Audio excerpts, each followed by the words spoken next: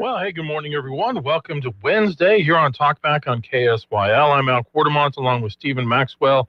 Looking forward to having a great show today. Looking forward to talking with you on the BOM Bank talk line at 318-442-8255. Coming up in the 8 o'clock hour, we'll have this month's Workforce Wednesday with CLTCC. This is Manufacturing Month, so we'll tell you more about that, and looking forward to talking with them.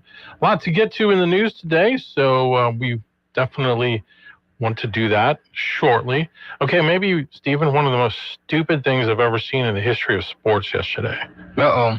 So the posts were going around that LeBron was having a big news conference, and the speculation I saw from several credible sports news outlets was that he was going to be announcing that at the end of the year, he and his son, Bronny, were retiring. Did you hear what it ended up being? Mm-mm. It ended up being him announcing that he's promoting a new brand of Hennessy. Oh, my gosh. I didn't see anything. I didn't see anything on anything yesterday. No?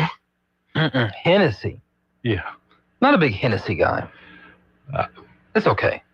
There's so many things I want to say, but I don't want to get myself in trouble.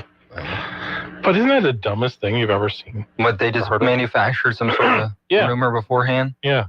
I mean, in fact, they said Lakers tickets shot up in price yesterday because people were trying to buy tickets thinking this would be his farewell season. Look, I'm not a basketball guy really anymore. I don't pay attention to it. But I'm kind of over LeBron. I don't dislike him or anything. It's just he's been in it for 95 years. Yeah. What do you think, Al? You're the one who knows sports. I think LeBron has done more to kind of hurt his legacy in recent years. Just when you watch him play, I mean, he's always whining, he's always crying, he's flopping. I mean, just like a guy will walk past him basically and you're like, oh! Well, he's always done that. Yeah. And I don't hate it. I used to like him a lot when he was with Cleveland. He's just becoming more and more insufferable, I would say. I'm going to take back what I said because I don't actually care. I don't watch, so why am I giving my opinion? So are you saying you could care less? I could care. I couldn't care. Could not care less. No. Got to get that straight. Yeah.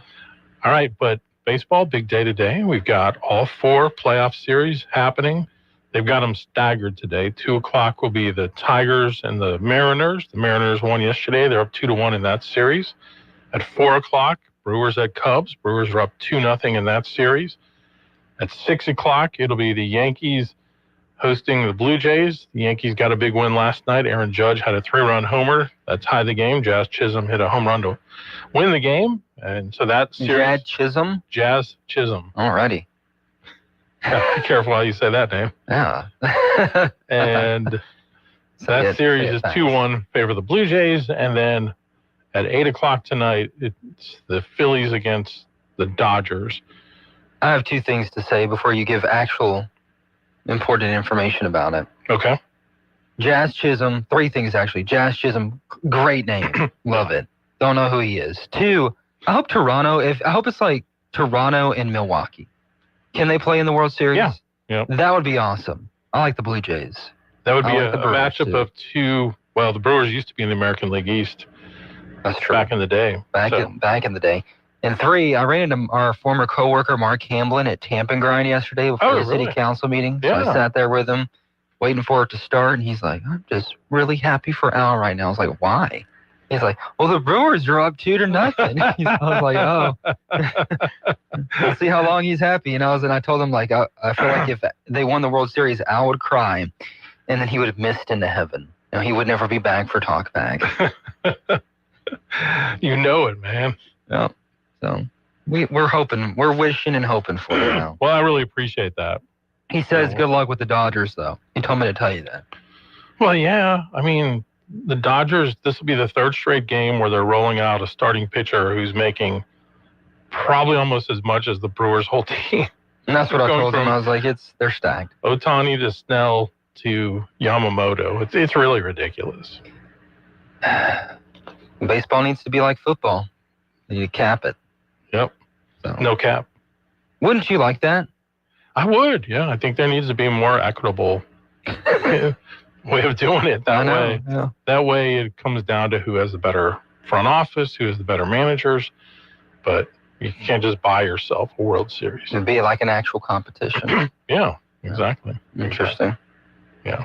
Now don't try to go there. No, I don't. I wouldn't even advocate for it. I just think it's funny.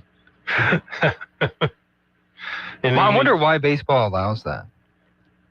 Well, I think more than anything, it's because the players' union is so strong that they resist any change to the way the salary structures are. Mm. You can make some good money in baseball. Yeah, but you know what really happens is only kind of the top tier make all the money, and then you have, I would say, out of a 24-man roster, on most teams, you're shuffling 20 of those guys every 2 or 3 years. It's the true American sport. Yeah. It's very top heavy. It is. It's top. I'm just kidding. Dave, don't call in, I swear. So what is the limit you think people should make? How much does Ohtani make? Well, the Dodgers, they're tricky. They deferred a lot of his money, but basically the contract that he signed, if it were real-time money, I think was $700 million a year. I mean, $70 million a year. Yeah. For like 10 years.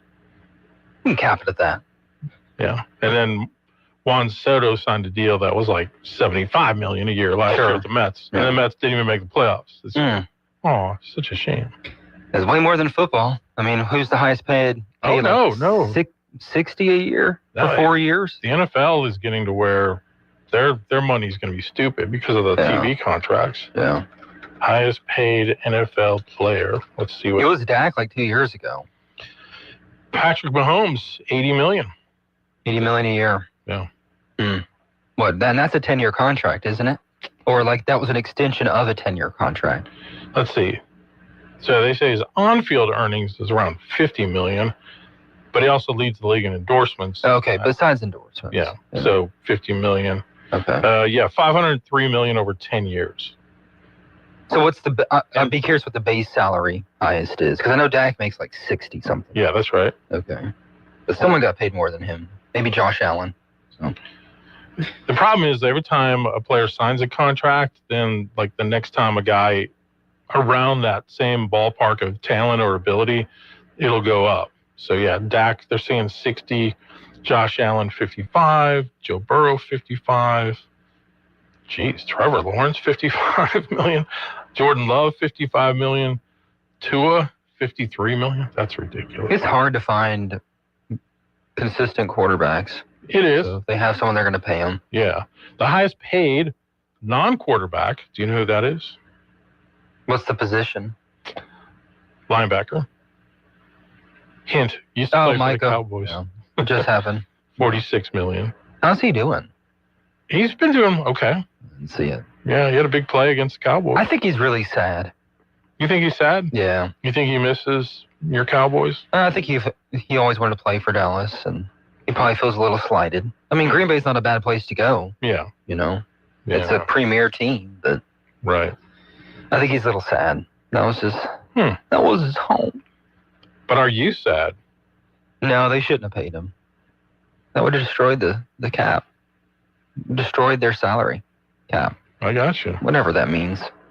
It's good for them, maybe. I don't know. We'll see. But that's a chunk of money. Mm-hmm. You know? Anyway, sports. Good. I hope the Brewers win. That's my goal for you. We've got some political controversy in the world of sports. A lot of the college football fan base, they love Paul Feinbaum. Oh, I've seen this, yeah. Yeah. So, if you're not aware what happened, a few weeks ago, Feinbaum, he is the guru of college football sports knowledge. He's the guy. Yeah. Yeah. And so he does a show on ESPN. Well, he did an interview with Outkick, in which he said some things that ESPN apparently didn't like. Clay Travis. With Clay Travis, yeah. So ESPN removed him from the main channel. Clay reported it. ESPN denied it. Others reported it, even CNN. Wouldn't it be because he's running for office, possibly? Wouldn't that do you in? I mean, he hinted at it. He didn't say he's definitely doing it. I think that's the whole point. So, ESPN's vice president sent a denial to talents in the company, saying that to people like, according to this article, smug person Rich Eisen, who's been jealous of Clay ever since Fox Sports Radio. I don't know about that. Anyway, losing the PR battle, ESPN rushed out an on-background statement to reporters. The statement changed the story, now saying the network took Paul off the air to, quote, test potential replacements if he runs for office. Of course, they haven't done that with Stephen A. Smith, hinting he might run for office. I think I don't really know the whole story, I guess, because, again, I don't care. But Clay Travis was saying on his politics show, it was like a week ago. Yeah. He goes, I believe Feinbaum's going to run for Senate. He told me that he's leaning towards it. And this, you know how they do. If they're considering it, they're going to put it out there like, hey, I might be doing it to see if they get enough traction. Yeah. And which would be in Alabama. And I get both sides, you know, like, I expect if I told my boss that, hey, I'm running for, you know, city council or state representative, they may not want to employ me anymore. I would think that'd be the case. Well, we did have that situation with Trish, of course, a couple of years ago when she ran for state representative. I know, full-time employee though. A little bit different. Yeah, full-time. She's more contracted, I guess. Yeah. So, but I get it. I mean, yeah. Anyway, so apparently ESPN decided to put him back on the air yesterday, but they forgot to tell him. So he wasn't there. He'll be back. So whatever. Always interesting. I thought national media has been nicer to the MAGA folks lately. Have they? I think so. More than they were. Really? Not overly nice, but nicer. Well, it's interesting because I don't know if you saw any of the Bondi hearing yesterday. Parts of it. Capitol Hill. The one part of, I mean, there were a lot of I guess quotable moments, but where she was talking about, or then it was revealed by not her but Chuck Grassley that 8 sitting senators were spied on by the Biden administration over the last few years. And that story's got like crickets nationally. Because I listened to America in the Morning this morning. I'm listening to CBS Radio News. Nothing. Like, doesn't that seem like a pretty big deal? Did they talk about the hearing at all on the news this morning? Yeah, a little bit. What was the main talking point? The main talking point was senators kind of going after her a little bit for not giving them information about the Epstein file. Yeah. Interesting. I wonder when we'll hear something about that. And when they're going to swear in that congressman from Arizona for that 218th vote. Yeah. So that they can, what's the word that they call it? Wherever they kind of force people to vote on it. There's like a term for it in Congress. I forgot it, but. Procedural vote? No, it's what they're trying. They have to have 218 votes to move it forward to make them, or possibly make them, vote on releasing them. For Epstein. Yeah. For Epstein. I got you. The story. And what was it? And it shouldn't go away. I mean, the right was all about, and I know that they're saying that they're doing the investigation, releasing it. I just think they should release it and get it over with. Yeah. At this point, why not? Yeah, exactly. But I get what you're saying. And I think, honestly, there's so much news going on. It's hard to determine what's being reported sometimes. And like I said before, who cares what ABC and NBC News does half the time? Mm-hmm. Like, I don't have to go to them for news anymore. Yeah, that's true. I just get it off of social media or Drudge Report. That's always been my go-to for like 15 years because I like a good aggregator, you know? Mm-hmm. But where does go on X? It's going to be talked about. I think whatever America in the Morning puts out there isn't as important as it used to be. Plus, they're all settling with the Trump administration at this point. That's true. Yeah. He's suing and winning. Suing and settling. So much winning. I don't know if it's winning. Well, he's getting a lot of money in the settlement. He's getting a lot of money. He likes that money. Yeah.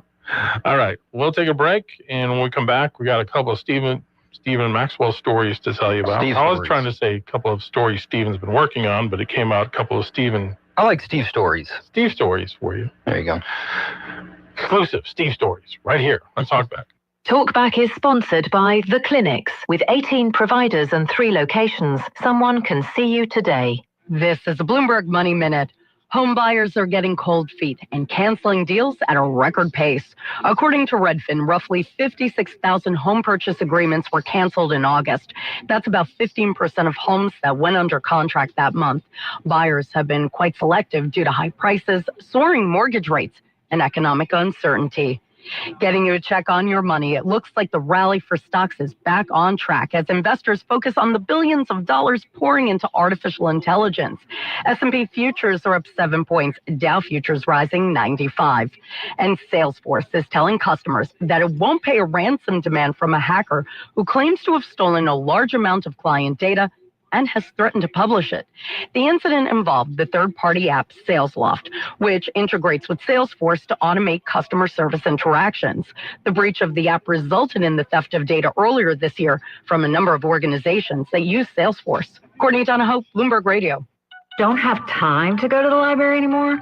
It's okay. We can help. You can find Rapids Parish Library's eBranch in your pocket or home. At rpl.org, we offer access to thousands of ebooks and audiobooks, plus exclusive online databases filled with research tools, tutorials, and more, available anytime, anywhere with your library card. From students to lifelong learners, RPL's eBranch opens the door to endless resources. Go to rpl.org, get an e-card, and start exploring today. Good morning. Mostly cloudy skies to start us out this morning, becoming partly cloudy in the afternoon. Only very slight chance of any showers, less than a 10% chance. Afternoon highs getting up to 88 degrees. That's about as nice as it gets. 65, the overnight low tonight. And then for tomorrow, another sunny, very pleasant day with the afternoon high temperatures near 85. Looks like 84 and sunshine for the high on Friday. From the Cenla Broadcasting Weather Center, I'm Dave Gratian. If you'd like to take part in the show today, call the BON Bank Talk line at 442-8255. That's 442-TALK. And remember, if you're looking to purchase or refinance your home, call Christina Bagwell at the BON Bank Mortgage Department at 448-2430. 970 AM, 104.9 FM, KSYO. Now back to Talkback. All right, we are back with you, Alan Stephen, here on your Wednesday morning. Steve was a little tired this morning. He was up late last night because he was covering the city council meeting. And I'm glad he did because they covered a very important topic. Every day I drive down North MacArthur to get to the station, and you look to your left and you just see this massive eyesore. I'm talking about the former hotel known as the Guest House Inn on North MacArthur Drive. They've had a couple of fires there. Right now it's just a disaster zone. And the council, I'm sure they've been hearing it from people.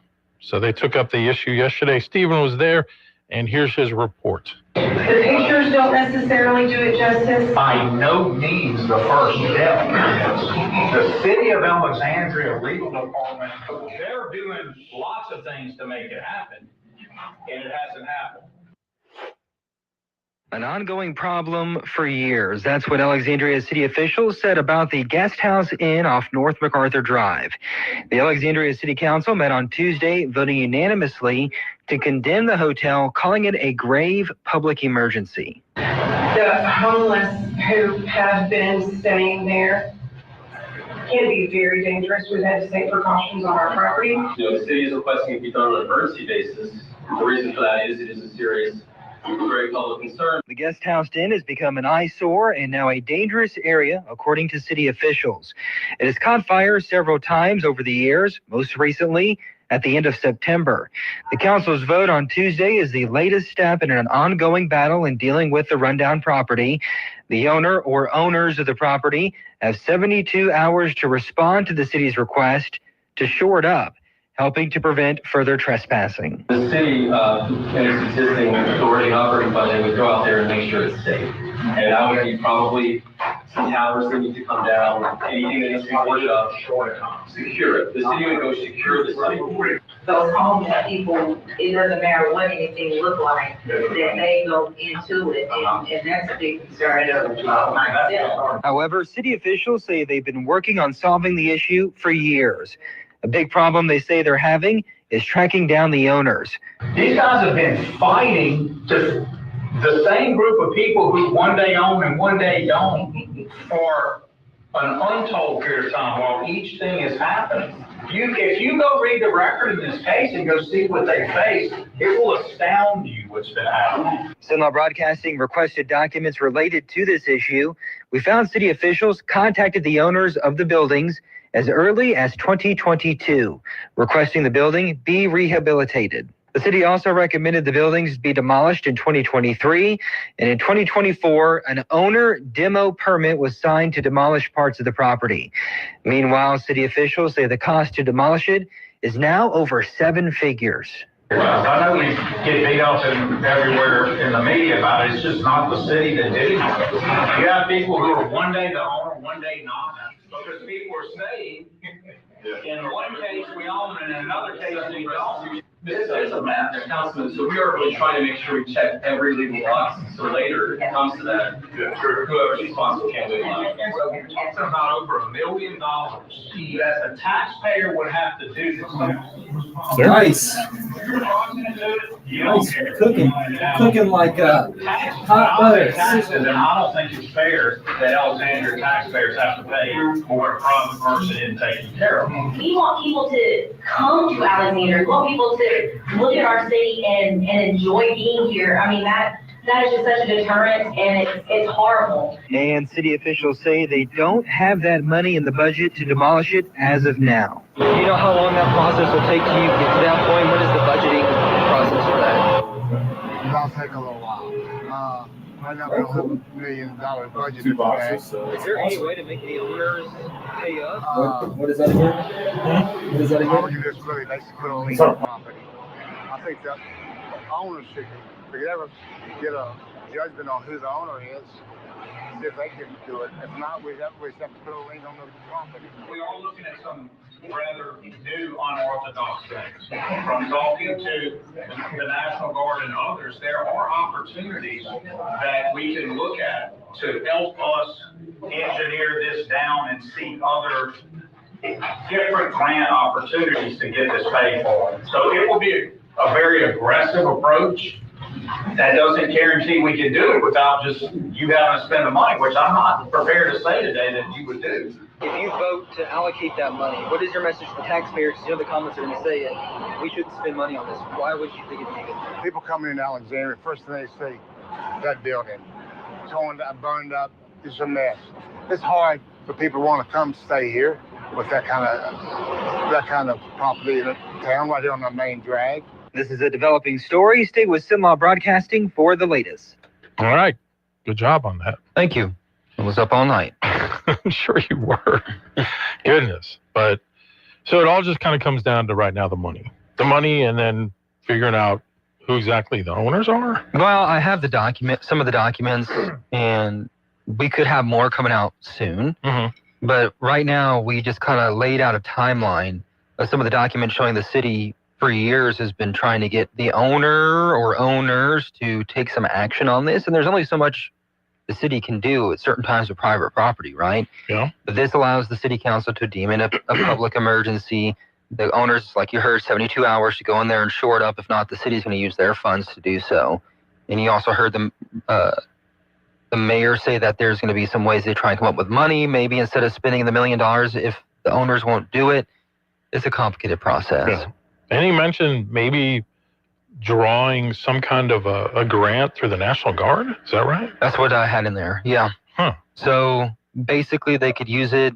It could be cleared out, used for some training exercises probably. There's some nifty things that they want to hopefully do. That's up in the air. The mayor said that's up in the air at this point. Yeah. And he does, as a taxpayer, he says he doesn't want to spend the money on dealing with somebody's private property that's gone to disrepair. But if it comes down to that, that's going to be the city council's prerogative to put that in the budget down the road. $1 million. And you might be thinking, why does it cost $1 million to do that? Well, some of the documents show, and we'll get into this later, it kind of ranged from like a $600,000 range to over $1 million. But from what I understand, there's asbestos abatement issues they have to deal with before they can demolish it. Yeah. So that could add on some prices. I mean, it's a large property. I mean, this isn't, some easy job for someone to come in there and do. It looks like there's several buildings out there, and that had to be removed. So. Wow. Yeah, but I mean, it is a. What word am I looking for? It's a mess. It is just an atrocious site. And you feel bad too for the local businesses surrounding it. Oh yeah. We had Miss Tiffany Slay. She spoke during the meeting. She's the sales manager over at the Four Points next door, the hotel.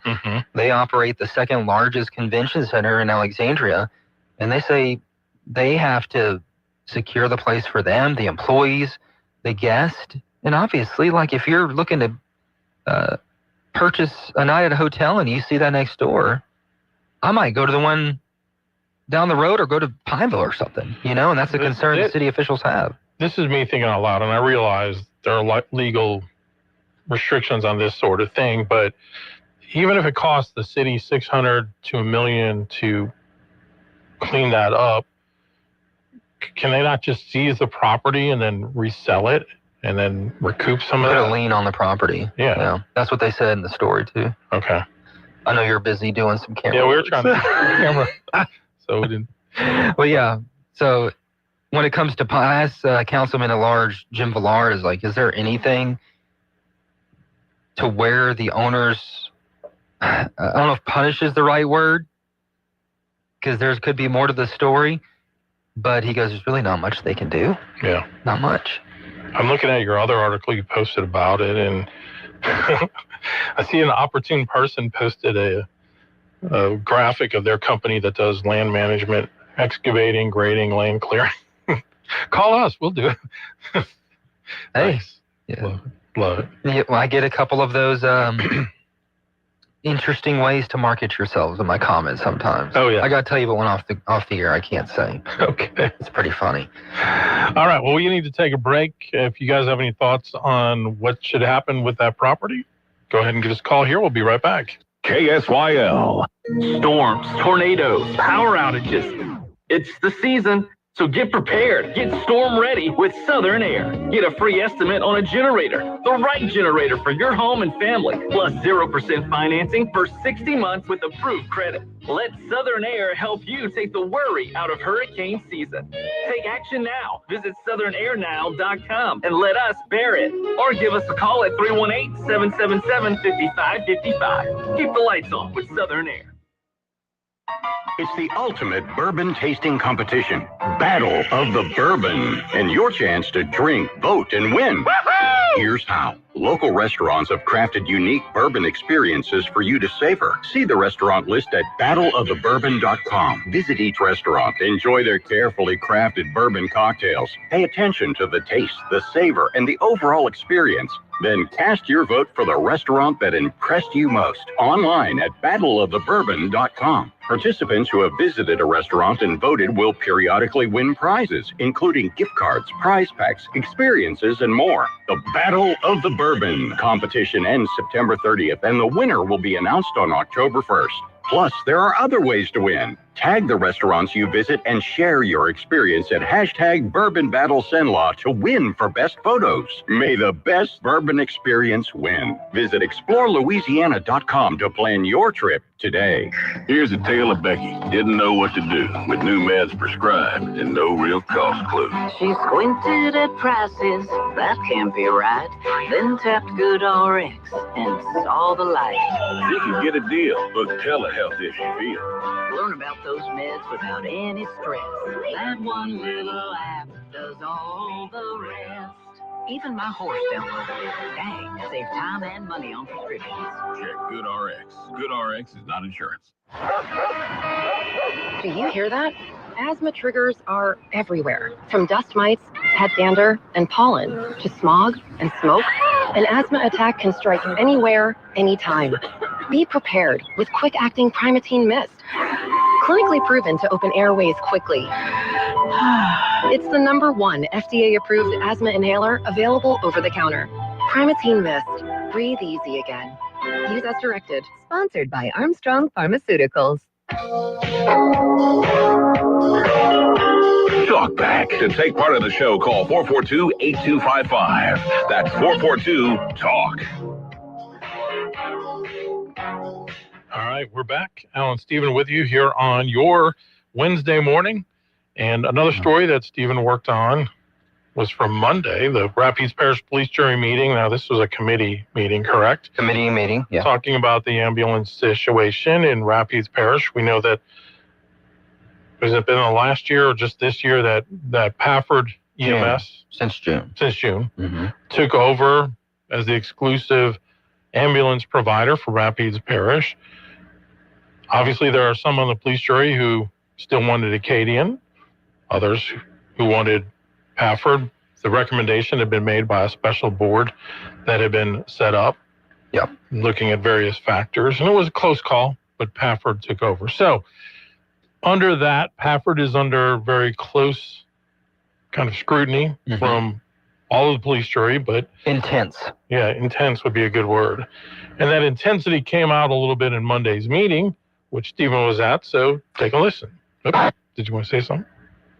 Well, I know I shoot these to view them, so sometimes you don't know who's talking. Yeah. So at the beginning, you're going to hear Greg Pafford, the CEO, and then you're going to hear Police Sheriff Sean McLaughlin and Craig Smith going at it a little bit, and then the others should be identified pretty easily, I think. Okay.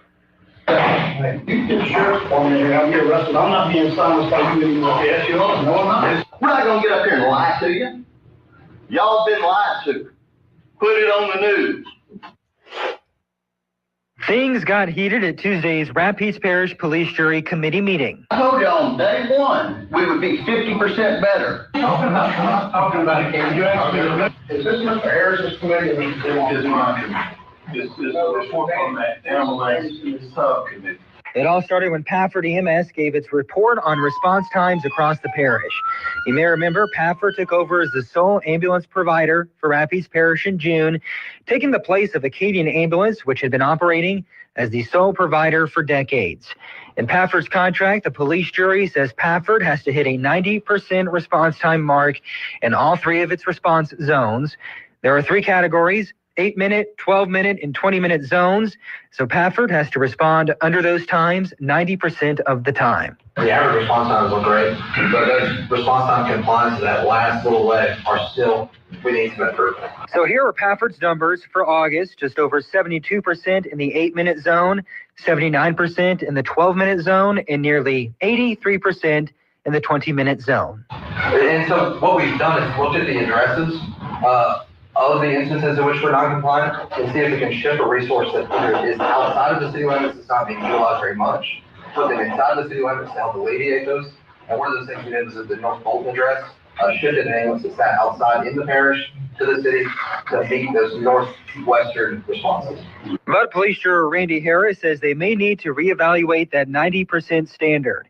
He says data from Acadian Ambulance may not give an accurate picture. Let's be categorically, unequivocally, emphatically clear. They have failed to take one single solitary exception. When Acadian ended their contract, they were taking 15 exceptions a day. If you look at the raw data that they had, okay, not only were they taking 15 a day, they were taking over 5,000 exceptions a year. Let's be clear. Okay, hold on, this is mine. I'm the chair of this committee. Harris claims in 2024, those 5,000 exceptions weren't calculated in the average for Acadian's response times. Meanwhile, Pafford says its numbers include 0 exceptions. Are we going to decide that we're going to have sufficient treatment? Say, okay, you don't have to have 9% because you can't make 9%, so we'll make 8% satisfaction. Right now, we're collecting raw data, and that's one of the key things that I think that we have here is we've got raw data without any exceptions. If they took exceptions, they could probably get to the 90% if they followed the contract. But without any true raw data to start with, we're 90 days in, and if you just look at the numbers, they're making their adjustments to get to these numbers. But that may not be achievable. We don't for sure know that. But when we bid on this, we got a third of what the true costs were, guys. 17,000. They took 5,000 of the 17,000 to break out their percentages. Okay? He just said, I told you on day one, we would be 50% better than the other service. We got the documentation to prove that.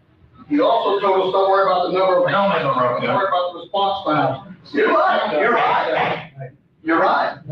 You get the sheriff for me, I'll get arrested. I'm not being silenced by you anymore. Yes, you are. No, I'm not. This is my committee meeting, and we're going to have a board meeting. But I don't think, as us, as an ambulance company, have the true facts.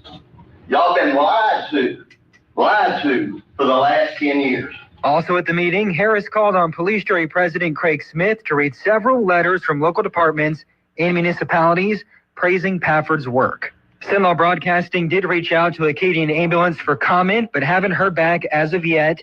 If we get a response, I'll post it in the caption and comments of this post. All right. Wow. Ooh. Politics. A lot of video to go through there. Yeah. So, and I know it's kind of difficult sometimes to hear with the echoey audio. That's just the best audio we can get in there. So if you want to watch it, there's captions on the video for you. And I reviewed the captions. They should be accurate. So that's good. That's good. Definitely an ongoing issue. We're probably going to hear more at the upcoming regular meeting next week. So basically what was coming out of that was while Acadian was the provider, that they were using what they call these exceptions, which basically took the records out of the final records and kind of made it look, from what they seem to be saying, made their performance look better than it actually was. I think that's what they're claiming. Yeah. So an exception is that call wouldn't be, or that response wouldn't be counted in the average, is what they're claiming. 5,000 out of 17,000? 5,000 in the calendar year of 2024. So that's nearly a third. Wow. So, and there's a lot more I'm sure that's going to come out, and we'll look into it for sure. Okay. All right. If you were tired of ambulances yet, get ready, buddy. I did see some of the comments on your story. One was from a local ER doctor who said, I think Pafford's doing a great job. Many of their paramedics came over from the other company because they live locally. The quality of care is the same in that regard. The people working for them seem happy. Yeah, and they had letters from multiple fire departments, the Pineville mayor, several others saying they're pleased with it. All right. We'll come back right after this. Talkback is sponsored by The Clinics. This is Dr. Jonathan Hunter. At the Clinics, your health is our priority. Whether it's a routine checkup or ongoing care, we are here for you. Dr. Noah Miller, our newest family medicine physician, along with 5 other dedicated family physicians, are now accepting new patients.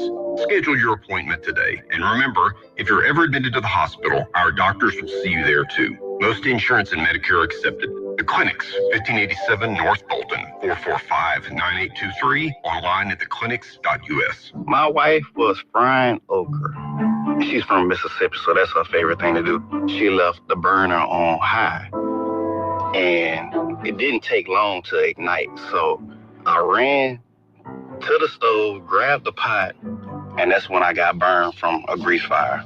And yes, the pain was, it was bad.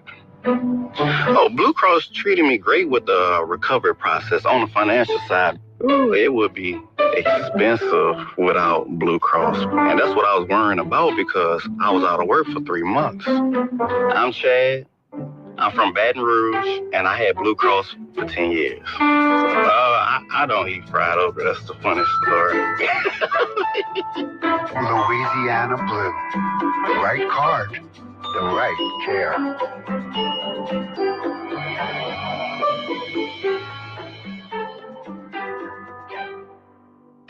For the city. This group loves to compete. This group's not going to back down from anybody. We bleed. A lot of joy competing with these kids. Tech Blue. And I know we're going to fight and scratch and claw to compete for Conference USA Championship. Join us Thursday. It's another road trip as Louisiana Tech faces Kennesaw State. Our coverage begins at 4:30 on your home for Bulldogs football. Louisiana Tech football, exclusively in Cenlaw on 94.7 ESPN. Tired of noisy neighbors? Want to keep pets in and problems out? Sounds like you need a Promo fence. At Promo Fencing and Lawn Care, our fences don't just work, They wow. From classic cedar and pine privacy fences to durable chain link, sleek metal and aluminum, even decorative fencing. We've got something for every home, yard, or business, big or small, residential or commercial. All with free estimates, expert installs, and small town customer care. Promo Fencing and Lawn Care. Fences that feel like home. 970 AM, 104.9 FM, KSYL. To take part in the show, call 442-8255. That's 442-TALK. Back. All right, we only have a few seconds left. Let's take this call. Good morning, you're on Talkback. Good morning, guys. This is Walter with EMS Reform. Yes, sir. Can you hear me all right? Yeah, you only got about 20 seconds. Oh, good. So we're talking about a monopoly, okay? So when you think about a monopoly, you're arguing over monopoly. So just sit back and think about that.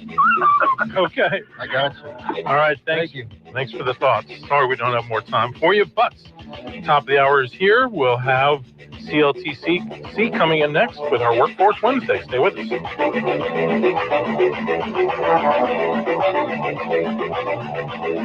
You've been listening to Talkback. The opinions expressed were those of the hosts and callers, and not necessarily those of Zenlaw Broadcasting. Good, how are you? AM 970, FM 104.9, KSYL, and KRRV 100.3, HD3, Alexandria. This is CBS News on the Hour, sponsored by Progressive Insurance. I'm Deborah Rodriguez. President Trump's longtime political How foe, you doing? James Good, how are Comey, you? is scheduled to be arraigned in court next hour now we on have federal cameras charges of here. lying to Yeah. Congress during his testimony 5 years ago. She's trying to duck. Carlin is there. The former FBI director fired by President Trump in 2017 has denied wrongdoing, but he will face 2 criminal charges at an arraignment at the federal courthouse in Alexandria, Virginia today. The president has celebrated this case, calling James Comey a liar. Critics of the administration say the Trump administration is weaponizing the Department of Justice to go after a political rival. Comey's wife and daughter are in line to enter the courthouse right now. The president has just called the governor of Illinois and the mayor of Chicago to be put in jail for failing to protect ICE officers. His demand on Truth Social as National Guard troops arrive in the state to take up positions on the streets of Chicago. Correspondent Ashar Quarishi. The deployment comes after the Trump administration moved to send hundreds of Illinois and Texas Guard members to the city following several weeks of sweeping immigration raids here that have triggered at times tense protests against federal agents. Tomorrow, a federal judge will consider lawsuits by both Governor Pritzker and Mayor Johnson to send National Guard troops home. The Supreme Court considers a Republican congressman's challenge to an Illinois law today that allows mail-in ballots to be counted up to 2 weeks after an election. CBS News contributor David Becker. Many states, both red and blue, allow for state ballots that were cast by Election Day to be received post-Election Day because the mail takes time. If the Supreme Court rules that he has standing, this will go back to the lower courts, and the lower courts will resolve whether or not Illinois has to change its practices. New Jersey's Attorney General is investigating just how safe it is to ride in Ubers. Matthew Plotkin's office has issued a subpoena seeking Uber's internal data on sexual assaults. The New York Times reports the inquiry is focused on whether Uber committed consumer fraud by not delivering the safety it promised. Uber is facing more than 3,000 lawsuits from passengers who claim they've been sexually assaulted or harassed by its drivers. Brian Greening is with the law firm Legal Rideshare. Ultimately, it falls on the companies to make sure that they're putting safe drivers on the road. Uber says it is cooperating with New Jersey's investigation. Michael Wallace, CBS News. Next time this little guy makes a call, it could be a lot easier. This morning, AST Space Mobile announced a deal with Verizon to provide cellular service. The goal? To bring direct service connection via space to cell phone users when needed, beginning next year. No word on financial terms of the deal yet. This is CBS News. Brought to you by Progressive Insurance. Not only does Progressive let you bundle your insurance, they also give you round-the-clock protection. Quote today at Progressive.com.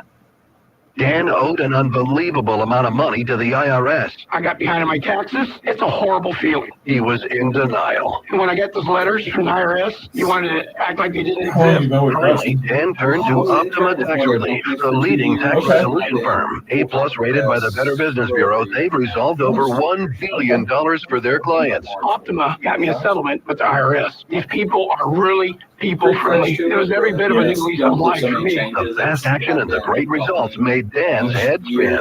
I felt like I was in a dream, but it's real, and I have paperwork to prove it. They got the job done, and life is good. For tax help you can trust, call Optima now for a free consultation. If you're worried about what's going to happen with the IRS, stop worrying. Make the call now. Call 800-343-6460. 800-343-6460. 800-343-6460.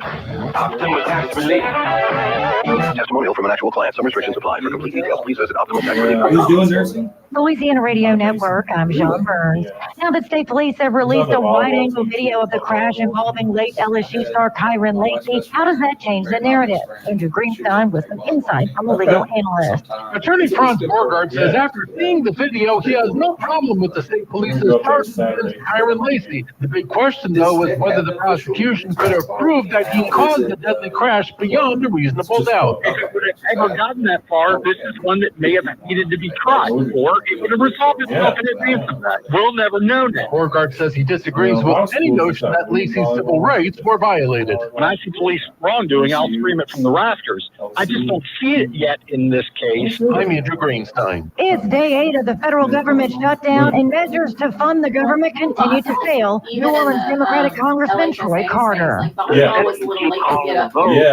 numbers stay the same unless something changes. We have to work through whatever the differences are. Central Louisiana has what it takes. Strong workforce, perfect location, and a legacy of getting things done. That's why people Renewable Energy produce clean fuel in Pineville, investing $2.5 billion, bringing 1,100 construction jobs, 600 permanent jobs, and millions. I know the new leaders. Serious See how we're putting Central Good morning, mostly cloudy skies to start us out this morning, becoming partly cloudy in the afternoon. Only a very slight chance of any showers, less than a 10% chance. Afternoon highs getting up to 80 degrees. That's about as nice as it gets. 65, the overnight low tonight. And then for tomorrow, another sunny, very pleasant day with the afternoon high temperatures near 85. Looks like 84 and sunshine for the high on Friday. From the Zenla Broadcasting Weather Center, I'm Dave Gratian. Talkback is sponsored by The Clinics. With 18 providers and 3 locations, someone can see you today. It's Talkback, Central Louisiana's longest-running talk show. Little Dodgers. Where Central Louisiana begins its conversation.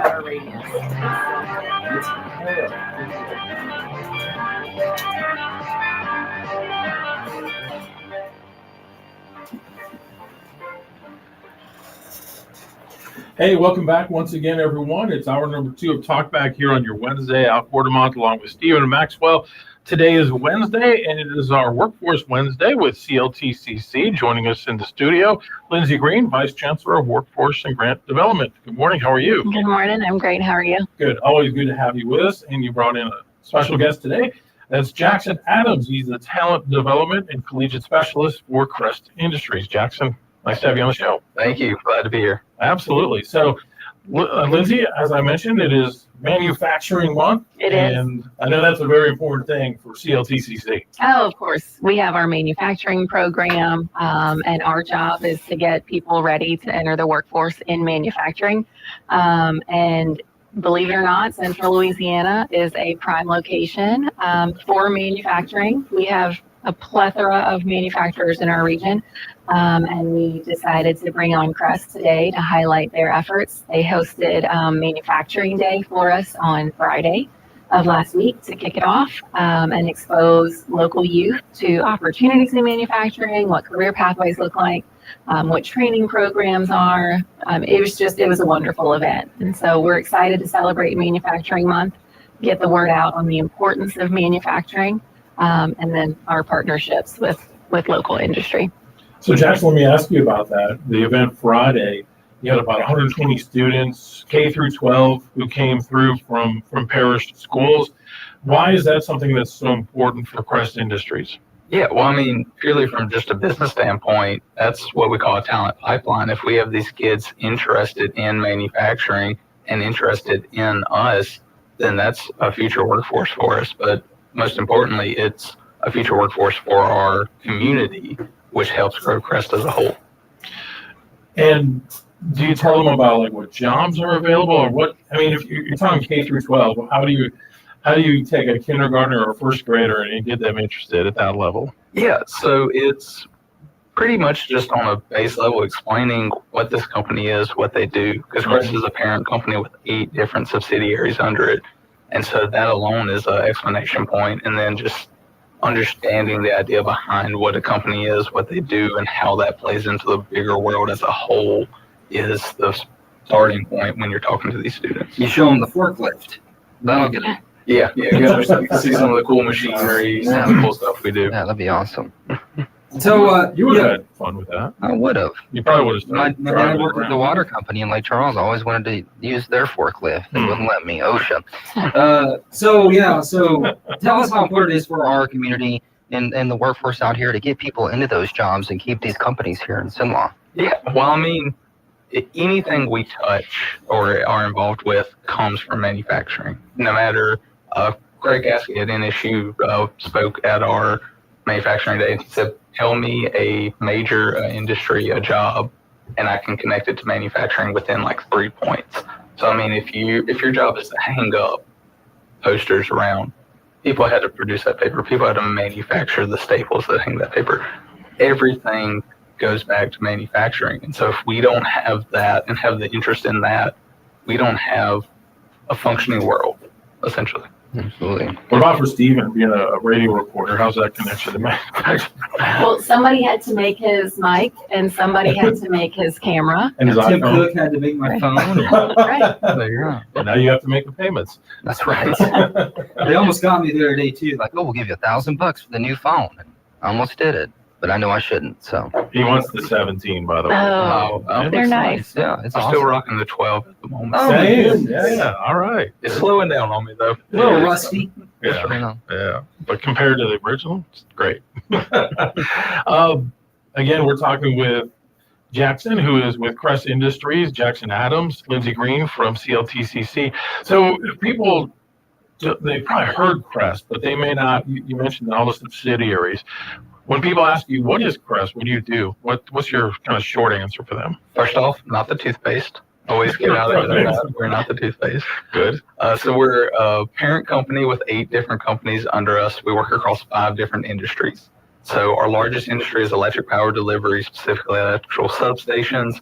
But we also have distribution companies, organic companies that deal with the flavor industry for scents and flavors, a natural resource company, a turnaround company, a galvanizing company. Like, it's not just a one-note thing. And so if you have interest across any industry, then we have it for you, essentially. And thriving manufacturing out here in Central Louisiana and surrounding parishes too. I know you guys are trying to develop workers for that with all the big metadata centers we've been talking about, different projects going on. I know it's important too. Absolutely. So we have lots of industries coming to our region or definitely scoping us out. And that is a great example. They're going to need above and beyond what you would expect just to get this facility off the ground. So they're going to need plumbers. They're going to need construction workers. They're going to need welders. They're going to need electricians. And that's just for the basic infrastructure. But then you start looking at actually what they do, and now you're getting into IT space and security and cybersecurity and everything in the digital space. And then you pump it up a level because you're going to need power to run that. And the amount of power is huge. And that's where Crest can come in with those substations to help facilitate and generate that power. And so it's all connected. And ultimately, manufacturing at the end of the day is just making stuff. And so if you're making it, you're manufacturing it. And it's really great for our region because when you manufacture things and you sell them out, you're bringing other people's money into your community. It's not just a shuffling of money that's already here. And so that's how you really grow a region and grow an economy, is to bring in other people's money. And we do that through manufacturing. I guess how much would potential projects looking to come here in Central Louisiana look at, like places like CLTCC, look at, do they have that workforce base to open up something? Yeah, so that's a great question. UCOR, actually, from what I understand, when they saw the manufacturing center and they saw our capacity to pivot and respond to industry, it was a really big key seller for them to come to our region, knowing that they would have local support to build a workforce that was customized to their needs. And so that's what we do at CLTCC. We partner with our local industries and we say, what do you need? What are you looking for? How can we support that? Especially with short-term trainings or 2-year degree programs, we can help very quickly respond to a workforce deficit by providing skills. That's amazing. I was talking to Dr. Lawrence Scott, economist in Louisiana, and he goes, look, there's several companies looking at coming here, including possibly some sort of data center. So there might be more on the horizon that we need to be prepared for. Absolutely. And having a workforce that's flexible, that has transferable skills, it's huge for us, especially for the energy space. We, as Louisiana, have historically been in that petro space, right? Oil and gas. But regardless of what the energy sector is, whether it's clean energy or renewables, or it's the same skill set, it just looks a little different depending on what part of the energy sector you're in. And so I think Louisiana and our community is postured very well to respond to these new and thriving industries.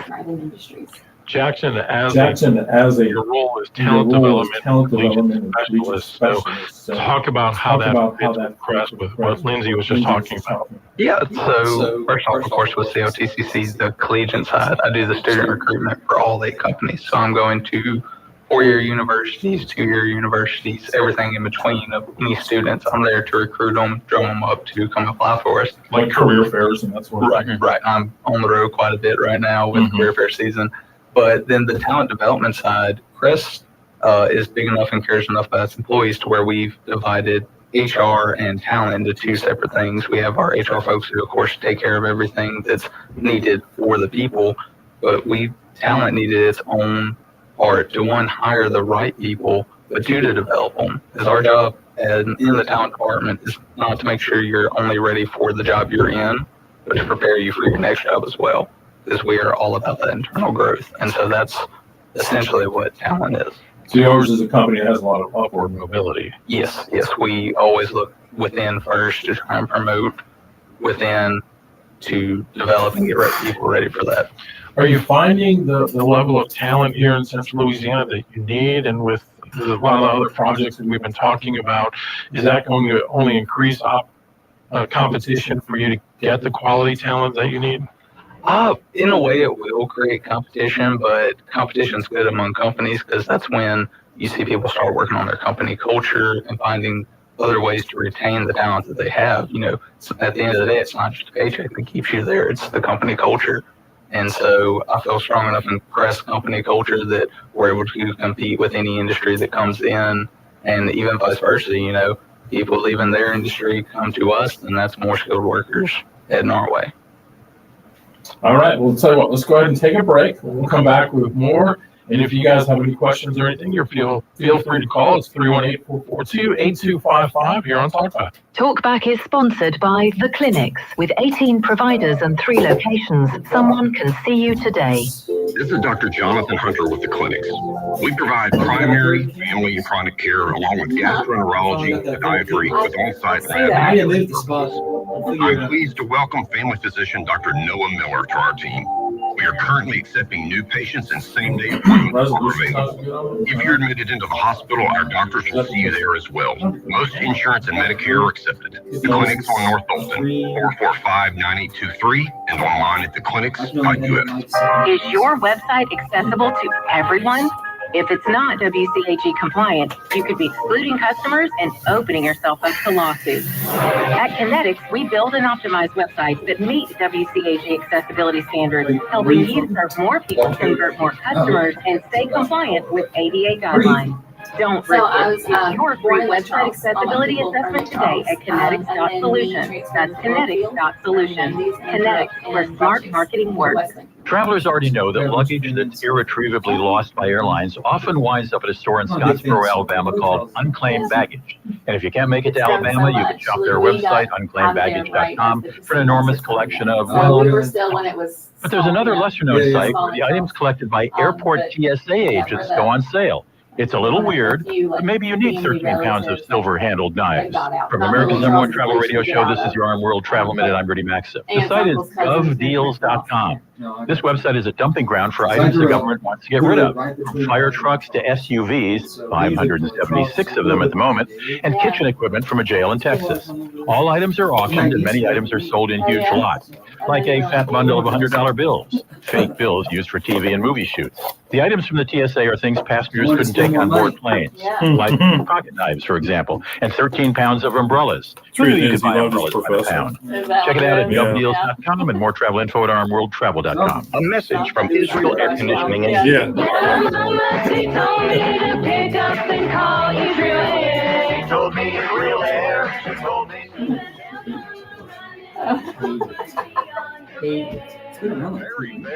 Yeah. Because you know we're all about your comfort, no trouble. Call 442-6657. That's 442-6657. We're all about your comfort. If you'd like to take part in the show today, call the BON Bank talk line at 442-8255. That's 442-TALK. And remember, if you're looking to purchase or refinance your home, call Christina Blackwell at the BON Bank Mortgage Department at 448-2430.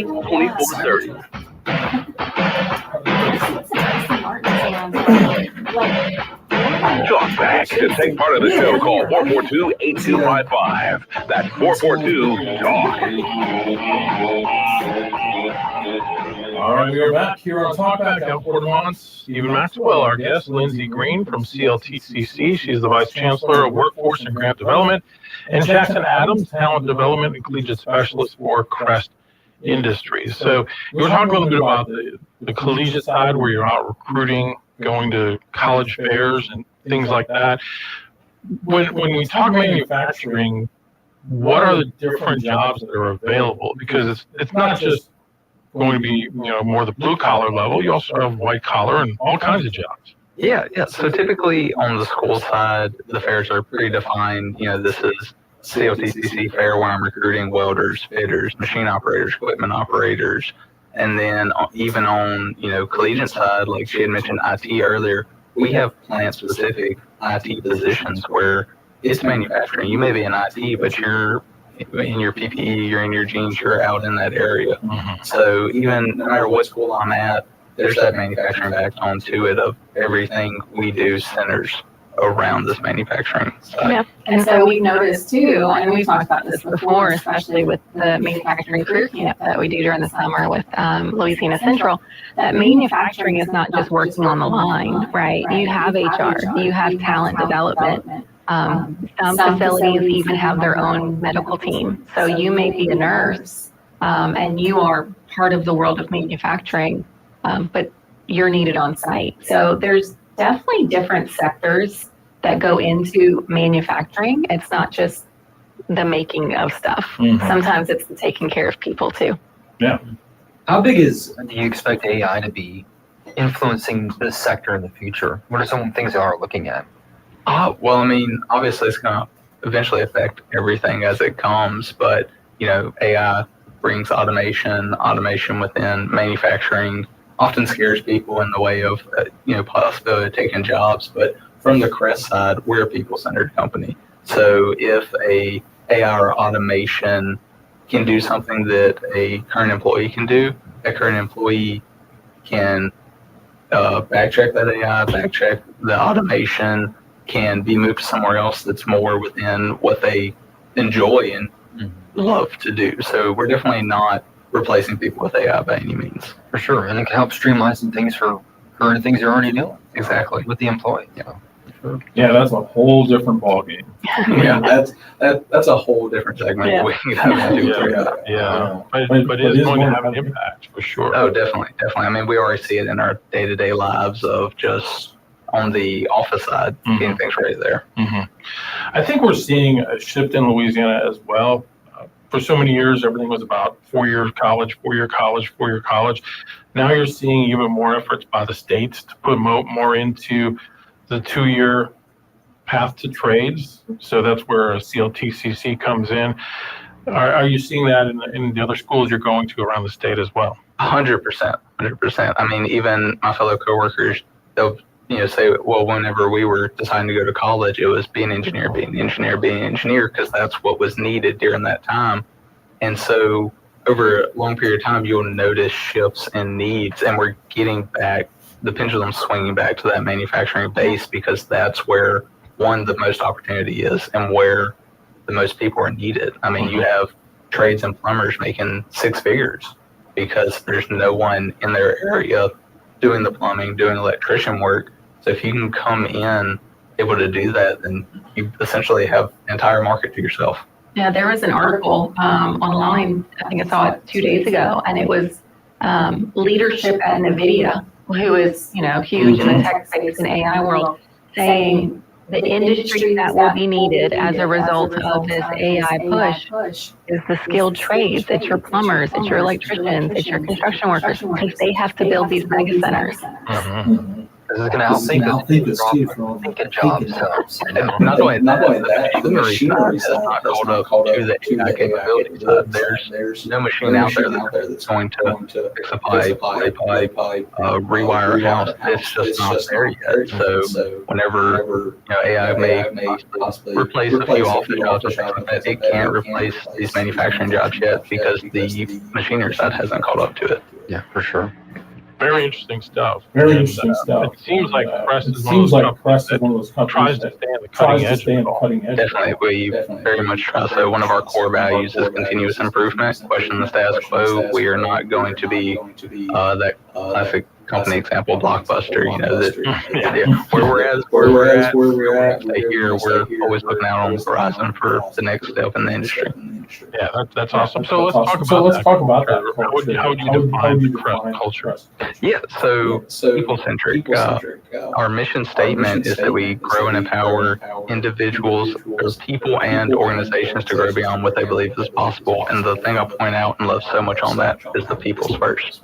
We empower people and organizations, and that's where everything we do comes from that mission statement. And then, of course, our core values, we all went together, continuous improvement, we own doing the right thing. There's one other I'm forgetting because I'm on the radio, but we do that all the time. But I mean, it drives everything we do, because at the core of it, we're a people company, and so we're growing and empowering these people to be more than they ever thought they could. Now, for students that might still be in high school or even in college, are there part-time jobs or even internships that students can get? Yeah, for sure, college internships, and even now the high school side, eventually high schools will be required for students to have essentially an internship, or schools to be able to keep their certain grade rating. And so that falls on me and my talent team as we're looking into that to see what high school internships there are options. So definitely there's going to be part-time high school internships, and for sure right now there's college internships. What kind of college internships do you offer? Yeah. So right now we're working with NSU has the advanced manufacturing program, so we're doing that. We've worked with CLTCC to have some of their students come in the summer and be able to learn different parts of some of our plant facilities. It's definitely case by case with a student, on them coming to us and showing interest there, but reach out and come see what we got. That's awesome. And that's such a great opportunity. Oh, absolutely. On-the-job training is by far anything that you can ever simulate in the classroom. And it's also a really good chance for our students to find their passion and find their fit, because, they will have the skills and they will have the certifications and the degrees to go out and find their job. But, finding your industry or your company where you feel like fulfilling is just as important as the skills that we're giving them each day. That's so important. Like you mentioned on the internship, get in there and learn what you like. you don't know what you're going to do for the rest of your life or if you're going to enjoy it. So these internships are tools for you to either solidify that or make a change before you get too far into your pathway. And how did you personally get connected? So originally in college, I had this class that was teaching us how to use LinkedIn and whatnot. And I was in HR, and there was no HR internships on class. She's showing us how to use LinkedIn, and I see Crest as HR internships. I was like, oh, I should have passed there, applied, got into HR internship with one of their subsidiaries, Distrand Steel, working in HR out at the Distrand Steel manufacturing facility in Tioga.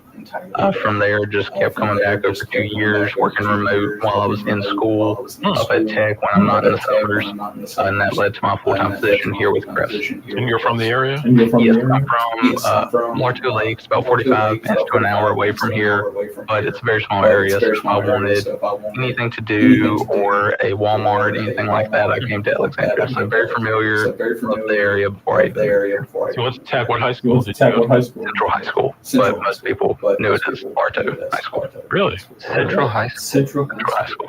We were K through 12. We had about 70 to 60 kids on average. So very small area. I always think of Baton Rouge Central. Yeah. Interesting. That town is Central Louisiana, as not to be confused with Central. Where does I don't think I've ever heard of Central. Yeah, it's very small. Actually, we did recently consolidate a few schools because of the size. But I mean, we've been there forever. I was third generation graduate of it. And that's not like Rapides Fair. Is that Rapides Fair? No, Catacomb. Okay. Right. But I mean,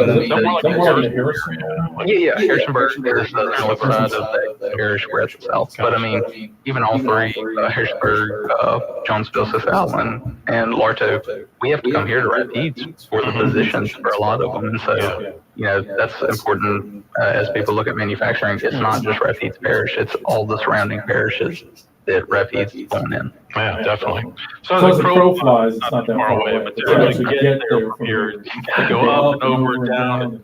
During my internship, I had to drive a 13-mile long gravel road. Oh, wow. Morning, incredibly bumpy, not a morning person, still my morning coffee. But I love the company so much, I did it every summer for 2 years. That's awesome. That's awesome. Well, it sounds like a great place to work, and knowing some of your leadership, guys do a great job. So, thanks for coming in today. We appreciate it. Yeah, no problem. Thanks for having me. Yep, that's Jackson Adams, Talent Development, Collegiate Specialist with Crest Industries. If people want to find out more about the company, how can they do that? Yeah, please check out our website, crestindustries.com. You can go there and request even plant tours by going to www.crestoperations/manufacturing-day.com, and you can request plant tours, learn more information. My information is on the company website. So please reach out to me via phone, email. I'm always answering people back, so please reach out. All right. And Lizzie Green, Vice Chancellor of Workforce and Grant Development for CLTCC. Always good to see you. Always good to see you guys. See you next month. Absolutely. All right. We'll take a break. More talk back coming up. This is a Bloomberg Money Minute. Gold rising. Great job, y'all. Concerns over the economy and that continuing government shutdown. Overall, gold has gained 52% this year, putting the traditional safe haven for its strongest annual advance since 1959. A few years ago, gold was $1,000 an ounce. The current government shutdown has now become the fourth longest in modern history, leading to more than 250,000 federal employees not receiving their scheduled paychecks this week as the shutdown enters its second week. Another 2 million workers into a third week. Elon Musk's artificial intelligence startup XAI is raising more financing than initially planned, raising its ongoing funding round to $20 billion. Part of the financing includes chipmaker NVIDIA investing as much as $2 billion in the equity portion of the transaction. There's also an equity and debt portion that will buy NVIDIA processors and then rent them to XAI. I'm Dan Schwartzman, Bloomberg Radio. Same old bill, same old policies, same old bill, but those prices kept rising higher still. Feel the savings Wrangler road in. Oh, 70 and 50. Oh, I know. I thought mine was small. Discounts hitting harder than malls. They one little That's impressive that the school stayed. Good RX. Good RX. There's nothing like when you get that part from eBay and it just fits. Yeah, the first time. So you can do less of this and get right back to more of this. At eBay, you'll find all the parts you need, guaranteed to fit, at prices you'll love. Sounds good, doesn't it? eBay, things people love. Eligible items, exclusive And All of us have that one friend who can just light up the room with a smile. And sadly, how many of us are just a little bit envious of that friend? Well, here's the good news. Let me go flood it. I'm talking about retirement and weekend fishing trips. And then completely satisfied. Anxiety procedure, one that's affordable for anyone's budget. The staff at Today's Dental go out of their way to make you feel comfortable with calming in-office IV sedation that's administered by a highly skilled, certified nurse anesthetist. And their multiple finance options make the entire procedure truly affordable. Isn't it your turn to light up the room? Give Today's Dental a call at 448-4540. It's a general dental facility on Highway 28 East in Pineville, owned by Dr. Jonas Gauthier. That's 448-4540. Good morning. Mostly cloudy skies to start us out this morning, becoming partly cloudy in the afternoon. Only a very slight chance of any showers, less than a 10% chance. Afternoon highs getting up to 88 degrees. What is nice to get 65 the overnight low tonight. And then for tomorrow, another sunny, very pleasant day with the afternoon high temperatures near 85. Looks like 84. Sometimes it's worse than Alexandria. From the Sidlaw Broadcasting Weather Center, I'm Big Gratian. Talkback 970 AM 104.8 KSYO. See y'all later. Bye.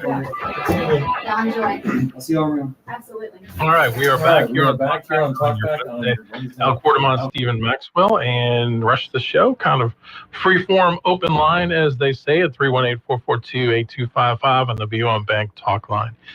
So you and I sometimes like to get a little philosophical about the media coverage. Have you seen this interview that's going around with Katie Porter, who apparently is one of the leading Democrat candidates for governor in California? No. Okay, I got to play it for you. I got to play it for you because it is something. I'm not sure who the reporter is. I couldn't find her name, but Katie Porter is running for California governor. When's that election? This 27, 26? 26, probably. Yeah, so I'm guessing. I think Newsom is done, term limited, maybe? Yeah. Or just because he's ready for president? I don't know. I couldn't tell you. Okay. Yeah. What do you say to the 40% of California voters who you'll need in order to win, who voted for Trump? How would I need them in order to win, man? Well, unless you think you're going to get 60% of the vote. You think you'll get 60%? Everybody who did not vote for Trump will vote for you. That's what you're saying. In a general election? Yes. If it is me versus a Republican, I think that I will win the people who did not vote for Trump. What if it's you versus another Democrat? I don't intend that to be the case. So how do you not intend that to be the case? Are you going to ask them not to run? No, I'm saying I'm going to build the support. I have the support already in terms of name recognition. Mm-hmm. And so I'm going to do the very best I can to make sure that we get through this primary in a really strong position. But let me be clear with you. I represented Orange County. I represented a purple area. Mm-hmm. I have stood on my own 2 feet and won Republican votes before. That's not something every candidate in this race can say. If you're from a deep blue area, if you're from LA or you're from Oakland, you don't have an experience. But you just said you don't need those Trump voters. But you asked me if I needed them to win. So you don't I feel like this is unnecessarily argumentative. What is your question?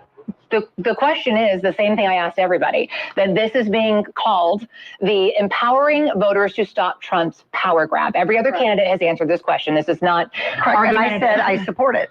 So, and the question is, what do you say to the 40% of voters who voted for Trump? Oh, I'm happy to say that. It's the do you need them to win part that I don't understand. I'm happy to answer the question as you have it written, and I'll answer it. And we've also asked the other candidates, do you think you need any of those 40% of California voters to win? And you're saying, no, you don't. No, I'm saying I'm going to try to win every vote I can. And what I'm saying to you is that. Well, to those voters. Okay, so you. I don't want to keep doing this. I'm going to call it. Okay. Thank you. You're not going to do the interview with us? Nope, not like this. I'm not. Not with 7 follow-ups to every single question you ask. Every other candidate has answered. I don't care. I don't care. I want to have a pleasant, positive conversation in which you ask me about every issue on this list. And if every question you're going to make up a follow-up question, then we're never going to get there. And we're just going to circle around. I am an investigative I have never had to do this before, ever. You've never had to have a conversation with to end a an reporter? interview. Okay, but every other candidate has done this. What part of I'm me? I'm running for governor because I'm a leader. So I am going to make. So you're not going to answer questions from reporters? Okay, why don't we go through? I will continue to ask follow-up questions because that's my job as a journalist, but I will go through and ask these. And if you don't want to answer, you don't want to answer. So nearly every legislative. I don't want to have an unhappy experience with you. And I don't want this all on camera. I don't want to have an unhappy experience with you either. I would love to continue to ask these questions so that we can show our viewers what every candidate feels about every one of these issues that they care about. And redistricting, it's a massive issue. We're going to do an entire story just. Oh my gosh. Her campaign team has got to be just freaking out because if she just would have answered the questions, it would have been fine and no one would really care, honestly. Right. But now it's all over. And now she looks like a jerk. You know who that reminds me of for the interview?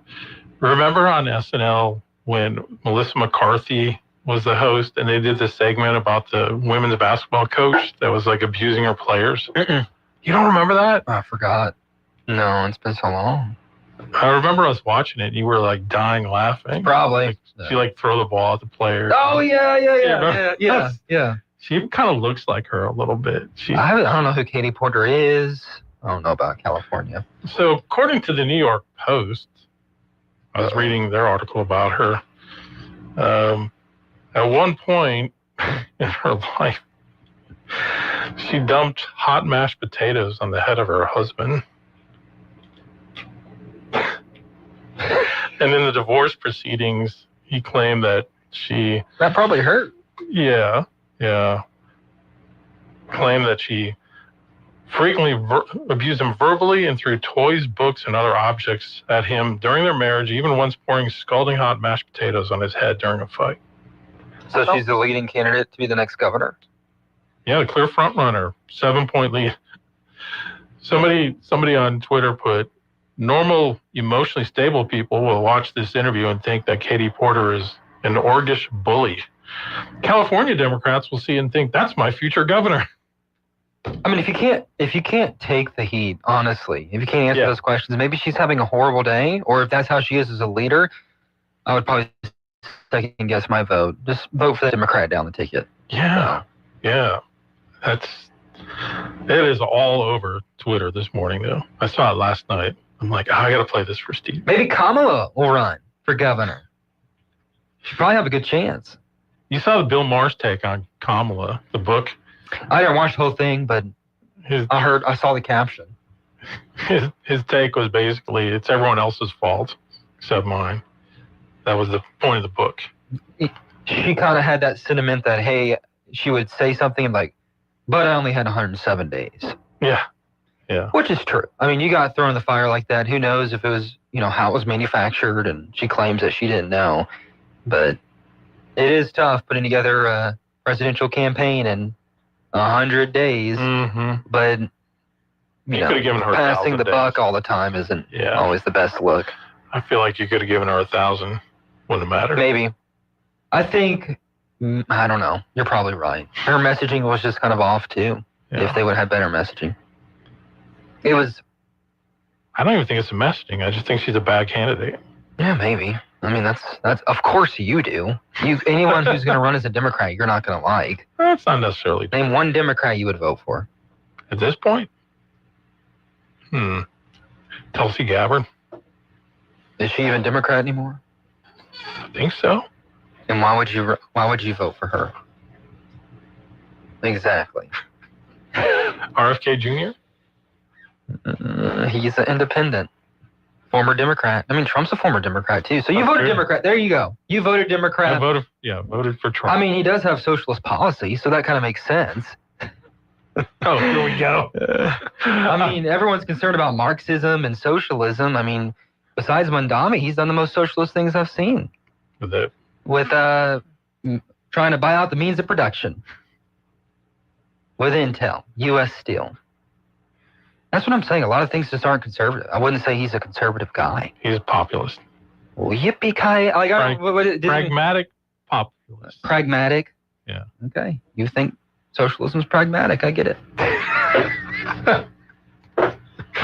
He's putting words in my mouth. I don't want to have this fight today. I don't want this to be a negative experience. I don't want this to be an unhappy experience. If you have an unhappy comments towards me today, I got 3 hours of sleep last night. So you're saying I'm very unhappy. You don't need my abuse. You have thousands of people dying to abuse. Yeah. Get in line, buddy. Hey, we'll come back with some calls right after this. KSYL. Starting a business can be overwhelming, especially when you do it alone. Don't do it alone. Take control of your future with a Janny King Gulf Coast franchise. With Janny King, you get guaranteed initial growth, reliable operational support, and ongoing education to set you up for success. Janny King has built a proven system that gives you the tools to take control of your future confidently and with the support you need to thrive. The future is yours today at JannyKingCleans.com. Janny King, the king of clean. Oh, this party is a blast. Thanks. The community center here at England Airport has been so easy to work with. They let me pick my own caterer, decorator, and DJ, and they handled the rest. I definitely recommend them for your upcoming 40th birthday party. You mean the 29th? Make your special occasion more memorable. Book the community center at England Airport. For availability and details on rental agreements and event planning services, visit englandairpark.org. Coverage varies by plan. View contracts and exclusions at endurancewarranty.com. Auto repair bills are through the roof. $3,000 to replace the transmission. $4,000 for a blown engine. And if your manufacturer's warranty is expired, you'll have to cover it all out of pocket. You need an Endurance Auto Protection Plan. No matter what the mileage, if your car is under 20 years old, Endurance can get you covered on the engine, electrical system, transmission, AC, drivetrain, and more. Endurance has plans for any budget. Repairs can be done at the certified mechanic of your choice, and they're paid directly with no middleman. Plans cover 24/7 roadside assistance, towing, battery jumps, fuel deliveries, tire changes, lockout services, and a 30-day money-back guarantee. Act now and get our elite benefits, including complete tire care and key fob replacement, a $2,000 value at no extra cost. With Endurance, you could never pay for covered auto repairs again, so call now for your free quote. Call 800-458-3124. 800-458-3124. 800-458-3124. I have nothing to do. Looking for something to do? Listen up, Senla. Get revved up for the high-octane Classic Meets Modern Car Show on Saturday, October the 11th. Come to Vaughn Chevrolet in LeCount, where old school meets new school, along with music, food, and prizes. It's free, family-friendly fun. Take a trip back in time at the 5th Annual Southern Forest Heritage Museum Fall Fest in Longleaf. On Saturday the 18th, everyone's invited for live blacksmithing, Model T rides, free museum tours, food and craft vendors, and more. Have a spooktacular time at the Pineville Family Fall Fest Thursday, October the 23rd at the Ward 9 Sports Complex. It's free. Enjoy a petting zoo, jumpers, hot dogs, and candy for everyone. Starts at 6. If you're 55 and up, come to the Halloween Trunk or Treat Thursday the 30th at Magnolia Baptist Church, presented by the Rep Eats Council on Aging. Stop by from 11 till 2 for free refreshments, fun, and info about senior services available to you. Sounds good. Senlaw Broadcasting. It's Talkback 970 AM, 104.9 FM, KSYL. All right, we are back. Alan Steven, let's go to the phones. You're on Talkback. Good morning. Hey, good morning. Thanks for taking my call. I was calling to help Al out in the argument. I'm fine. I'm fine. I know. Kamala Harris's best chance to win the presidency was the first day after she announced. Mm-hmm. When the only thing the American people knew about her was the spin that the Democrats put out, she spiked in the polls. She went like a rocket. They were thinking she was the next Gandhi. But the more that people learned about her, she just tanked. And they knew it because they got to where they were limiting her exposure. She had a chance to do Joe Rogan, and she refused. There were days that she wouldn't do anything. Mm-hmm. And so it wasn't that they thought, oh, we're short of time. They said, no, we got to keep this woman hidden. She couldn't even win in her 2020 run for the presidency. She was second to last in the polls in her whole state of California when she ended her campaign. So she never put herself to a test within the Democratic Party, much less within Americans in general. So she was her own worst enemy. She rode other people's notoriety and, became very wealthy and made a name for herself. But her capabilities wasn't there. And that's what people see. And near the end of the election, when the regular people really start listening, the last 2 or 3 weeks of an election cycle, you can't hide that kind of inauthenticity from people. They figure it out. Working people have a way. Winston Churchill always commended the working people because he said they will figure it out. They have a wisdom that's born from pain and only knowing what hurts. And so that was my 2 cents on it. She was done from the beginning. And as for who I would vote for, the last Democrat I would have voted for than JFK, nonsense. I don't know any that I respect. I don't know any that I have any confidence in. I don't know any that now Tulsi Gabbard, I respect her military service, and I don't like her stance on abortion. I didn't like Trump's stance on abortion or his daughter's stance on abortion. But they were in a power struggle. The elites from both parties had rigged the game, and he was the only one that could break that power hold, that lock they had on power. They both hated him. They both still hate him, both sides. And so that was why I voted for him. Anyways, great conversation. Y'all have a great day. Thanks. I don't know if we were arguing about that. I agree with her. She wasn't a good candidate. I didn't think we were. We're just having fun. You're on Talkback. R-E-S-B-E-C-T. Back to the calls. Good morning. You're on Talkback. Good morning, guys. Hey, good morning. Well, I tell you what, that reminds me, that little interchange that y'all played reminded me of, did you ever see the movie The Best Little Whorehouse in Texas? Yeah, a long time ago. I vaguely remember it. When when they were asking the governor questions and how he'd love to do the sidestep. Yes. And one of the reporters said, "Was that a yes or no?" And another one looked at it and said, "That's a possible maybe." Well, they all do that. What? They all do that. Oh yeah, I mean it. But the zigging and zagging and all, and it didn't sound like a tough question at all. It didn't. I don't get it. She must have been mad or something. I don't know. But if she's going to confront like that, if she doesn't know how to do her zigging and zagging, it's going to get tough. Yeah. And she's a former congresswoman. So. I don't get it. I mean, but some of these politicians would learn. You better have an answer. Yeah. Good. And as far as the abortion question from the UPS Day there, that's at the state level anyway. So really, the president is not going to have a whole lot to right now. I don't think she'll have a lot to deal with that. I mean, that's a losing proposition. It needs to be. I think that it needs to be done by each state, and not just the legislature. Maybe by popular vote. So, and a lot of times these polls, it depends on not so much what you're asking, but how you ask it is how people reply. Yeah, that's true. That's true. So anyway, we all have a good rest of the week. Thank you. Appreciate it. Always good to hear from you. Yes, sir. We'll take our last break. Come back with more. Talkback is sponsored by The Clinics.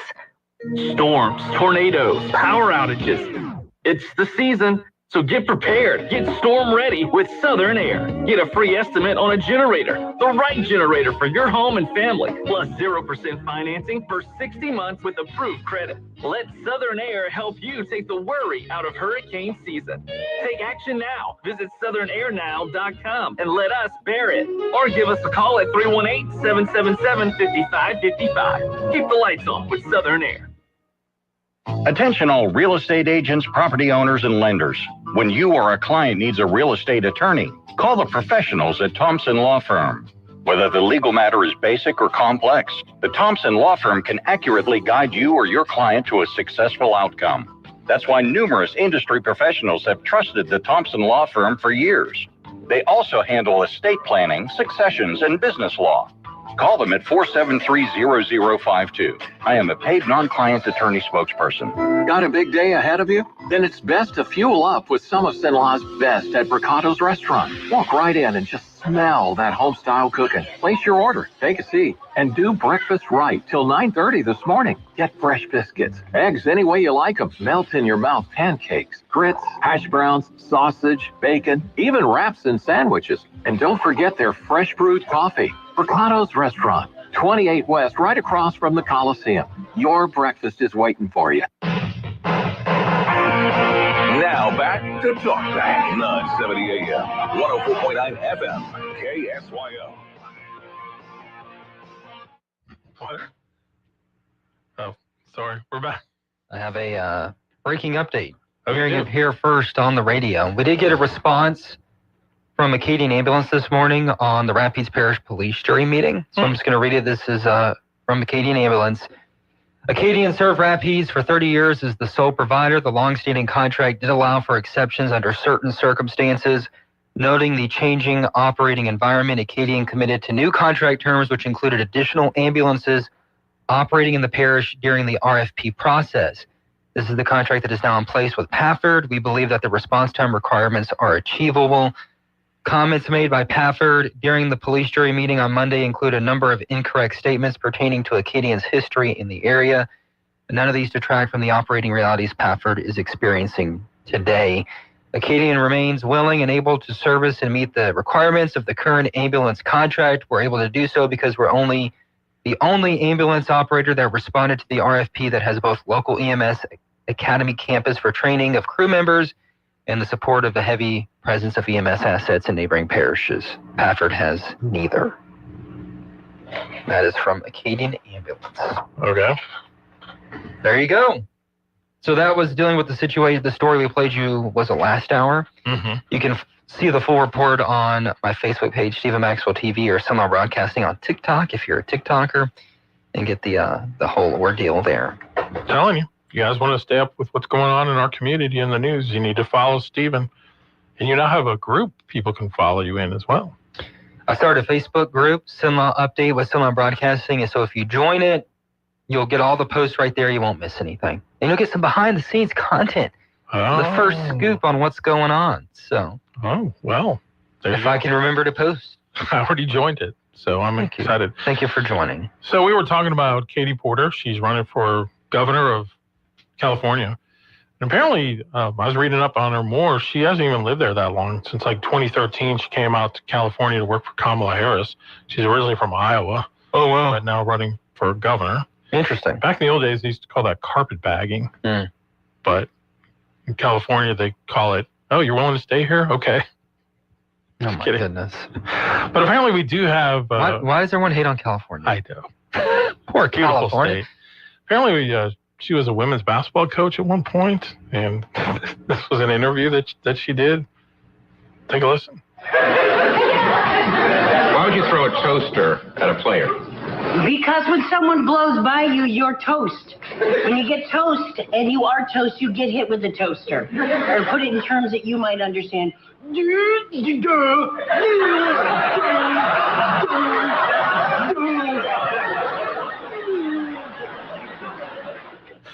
I just wonder if she was like having a bad day because, like, you know, like Bill O'Reilly, like, well, we can do it live. You know, like you just have bad days. You're a jerk sometimes. But if you're going to be a leader of the, is it the country's largest state? Yeah. You're going to have to Buck up, Buttercup. That's it. Now, that actually was Melissa McCarthy as an old SNL skit where she played an abusive basketball coach. That's funny because Bill Hader was like the reporter. He's trying to do like a serious, reporter kind of thing. Speaking of that, when me and my buddy would get bored, we go on YouTube and watch Bobby Knight clip. Oh, yeah. He gets so mad. Or what's his name? The other one who was always ridiculously mad, the football coach, Texas Tech. He passed away a couple of years ago. Oh, it's so funny. Yeah, I know he was so funny. Yeah. Because I had coaches like that too. Yeah. They just get mad at you for no reason. Knight would slam people. I always thought it was ridiculous that grown adults can just act up because it's a sporting environment. Yeah. When you wouldn't do that hopefully wouldn't do that in the professional world. Yeah, hopefully. I mean, we had a few in our day, but. My favorite was when someone asked him if the team had their game face on. And he's like, I don't even know what a game face is. And then he does like this whole series of like facial contortions. He's like the smile at the end. I'm sorry, I know you love it. Sports journalism is so dumb. Yeah. That's just my humble opinion. Now, Mikulas and I would watch Bobby Knight videos when we worked together at the TV station. And I'll still send him clips of Bobby Knight. Oh, my gosh. I shouldn't make fun of it. Is it the Sinlaw Awards where they have like the best this, the best that? Yeah. And it's like the best news personalities. Right. Apparently me and Nick still work for Channel 5. You mean Nick Mickelson? Well, there's another one for weather person. They got it right, Nick Mikulas. But then there's the one that's the best, I guess, news person. And it's like Nick Mickelson. And I text him, I was like, dude, Phil's your brother, man. And you have to do this for a living? You couldn't, take some of his golf money? Well, speaking of weather, you heard about that story down in New Orleans where... I didn't see the details, like domestic abuse. Yeah. It's a bizarre story. Mm-hmm. But how to ruin your career in 5 minutes. Man. And weather people are crazy, man. I've known my share of eccentric weathermen through the years. There is something a little odd about that. You said it. I was joking. Ours were always great. Then again, if you work in TV news for any length of time, you find a lot of odd people. It takes a certain personality to put up with it. Yeah. Except me now, we're perfect. We don't have issues. That's right. We were the anomaly for sure. Yeah, we're anomalies. That's for sure. Speaking of anomalies, that new movie Anemone with Daniel Day-Lewis, have you seen it? No. Preview? I gotta go see that. Looks good? It does. Looks kind of spooky. You've been listening to Talkback. The opinions expressed were those of the hosts and callers.